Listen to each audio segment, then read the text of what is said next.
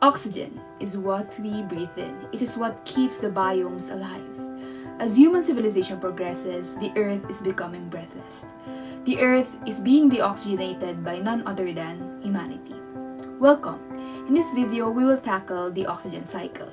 So breathe in and breathe out, and stay tuned.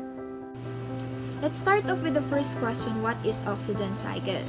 Oxygen cycle is the biochemical cycle that describes the movement of oxygen within and between its four main reservoirs: the terrestrial biosphere, marine biosphere, lithosphere, and atmosphere. This cycle is driven by the process called photosynthesis, which breaks down carbon dioxide and water to create sugars and oxygen.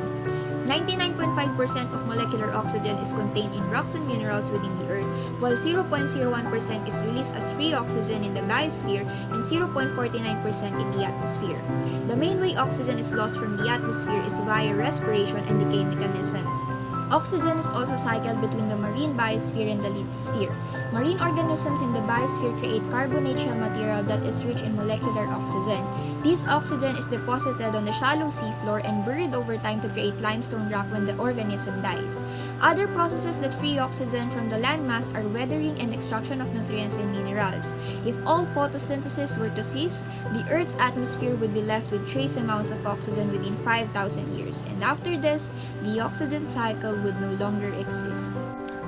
Anthropogenic effects on our cycle that it can be attributed to a human activities are causing significant changes in biological communities all over the world, which could have a negative effect on biodiversity and ecosystem function.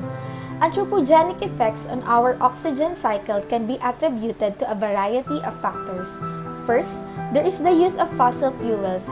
When fossil fuels are burned, a massive amount of greenhouse gases are released into the air, trapping heat and leading to global climate change, which can endanger our sea level, weather, biodiversity, and health. Second, livestock respiration. While the world's population is increasing, so does the global oxygen levels of livestock, since there is a greater supply of food in livestock. Third, respiration in humans. Humans engage in numerous activities where it causes us to consume more oxygen and emit too much carbon dioxide, which becomes the greenhouse gases. Lastly, wildfires.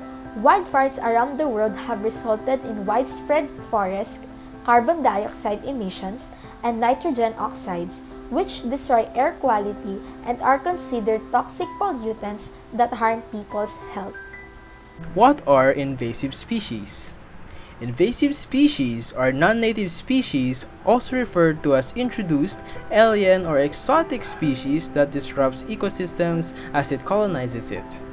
They are present in both land and water. They can be any kind of organisms such as plants, insects, fungus, fish, bacteria, or anything that is non-native and can disrupt a new environment. It can harm our health, the environment, and the economy. You can classify a species invasive if it has no natural predator, reproduce quickly, spread at a rapid state, and can potentially cause harm to the ecosystem. Due to them having no natural predator, they think that they are safe from dying, and so they reproduce and reproduce as they travel around the area.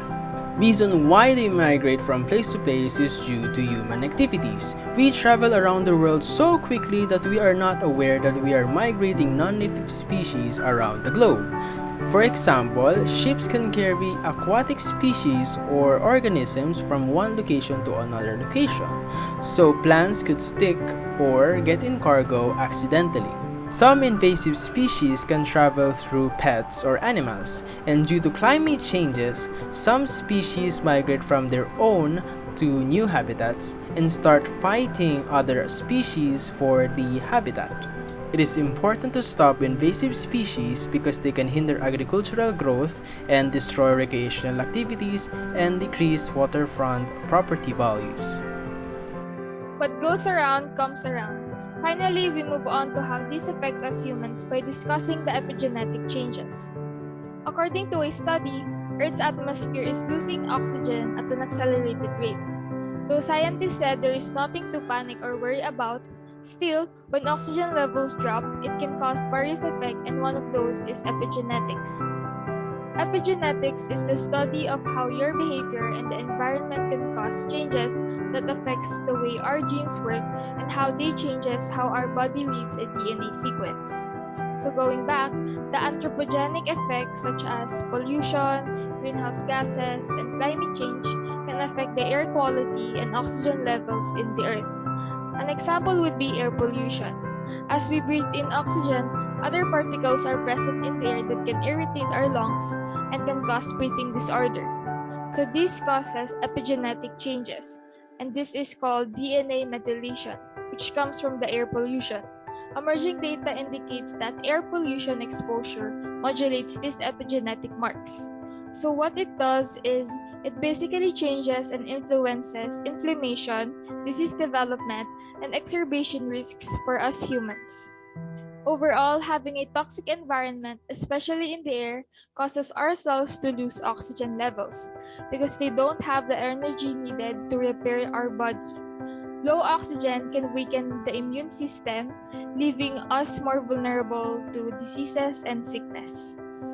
With all that said, we hope that you are now aware of how the earth is being deoxygenated, not just in our waters but also in our land and air. We also encourage you to do your part in making our earth breathable again. So thank you for watching, and this is Oxygen Z signing off.